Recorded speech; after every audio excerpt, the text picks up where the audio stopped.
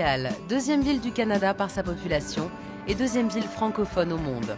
Une cité où règne la diversité des cultures et où les hivers si rigoureux doivent bien tolérer que vienne parfois l'été. La ville accueillit en 1976 les Jeux Olympiques. En 1992, on transforma en un zoo d'un nouveau genre le Vélodrome construit à cette occasion.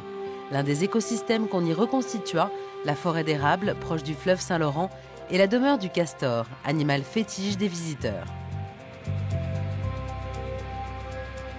Chacun peut espionner ce gros rongeur bâtisseur de barrages. Des caméras de télévision ont été placées dans la hutte, faite de bois et de boue, qu'il construit juste au-dessus du niveau de l'eau, mais dont l'accès est immergé et que n'approchent que les poissons d'eau douce.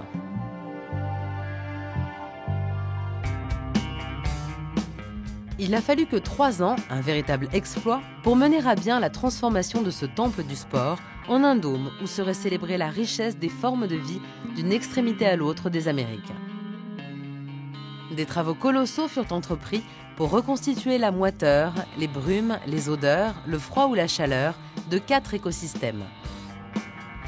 Partant des sous-sols, une machinerie complexe gérée par ordinateur se ramifie en câbles et tuyaux jusqu'aux voûtes pour aérer, ventiler, réfrigérer, réchauffer, tempérer, arroser ou irriguer les 4 zones au climat si différent. La forêt tropicale, la forêt canadienne, les eaux fluviales d'Amérique du Nord et le monde polaire.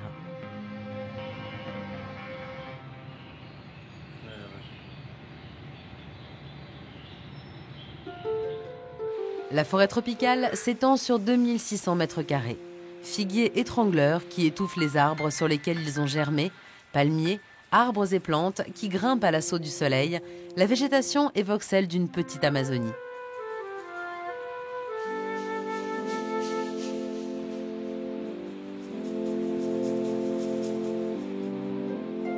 Sur une berge se prélasse un capybara, animal familier des zones marécageuses du Brésil ou de l'Argentine.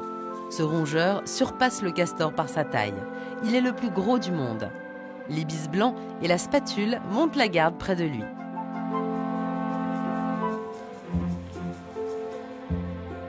Un ibis rouge picore dans l'eau